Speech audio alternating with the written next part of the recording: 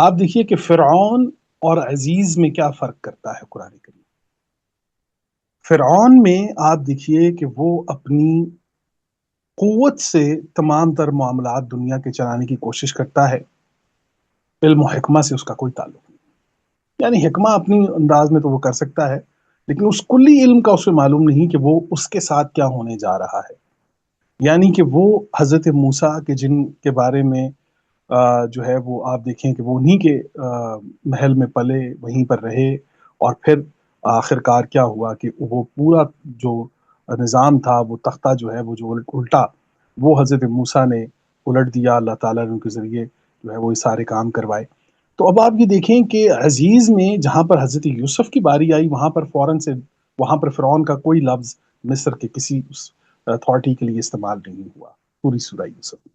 وہاں پر عزیز کا، اور پھر وہاں پر دیکھ لیجئے کہ عزیز کون ہے یہاں پر، کہ اس کے تمام تر جتنے بھی کام ہیں عزیز کے، وہ آپ دیکھ لیں وہ دوسروں کی فکر میں مبتلا ہے۔ العزیز وہ ہے جو دوسروں کی فکر میں مبتلا ہے۔ تو وہاں پر العزیز کا ذکر آ رہا ہے کہ وہاں پر وہ عزیز کی بات آ رہی ہے سورہ یوسف کے اندر۔ بالکل یہ انسانوں کے لیے بھی آیا ہے یہ لفظ۔ عزیز کی صفت میں تین بڑی چیزیں جو ہیں وہ آپ کو دکھائی دیں گی، قوت ہے، شدت ہے، غلبہ ہے۔ تو ظاہر ہے اس کے پاس قوت ہے، اس کے پاس غلبہ ہے، العزیز اس کو کہا جا رہا ہے۔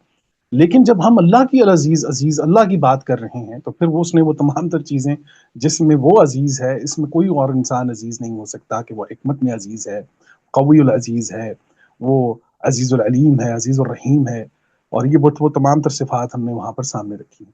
دوسرا آپ نے فرمایا کہ وہ نیگیٹیوٹی کے لیے بھی ایک جگہ پر آیا، بالکل یہ بات درست ہے۔ اب آپ یہ دیکھ لیجئے کہ وہاں پر وہ جو عزیز آئے ہیں ان کو بھی آپ جب پڑھیں گے تو ان کے مقاصد آپ دیکھ لیں کہ وہ مقاصد بھی آگے پیچھے بیان کیے گئے ہیں کہ وہ کیا چاہ رہے ہیں۔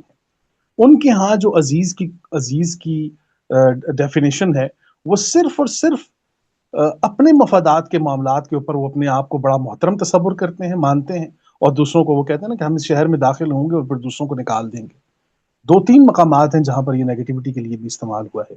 لیکن چونکہ ہم صفات کے اوپر بات کر رہے ہیں، تو صفات میں ہم نے یہ تمام تر چیزیں آپ کے سامنے رکھی ہیں آپ کے سامنے، کہ اس پر ہم جو ہے وہ زیادہ سے زیادہ اس کو دیکھ سکیں اور مزید پڑھ سکیں۔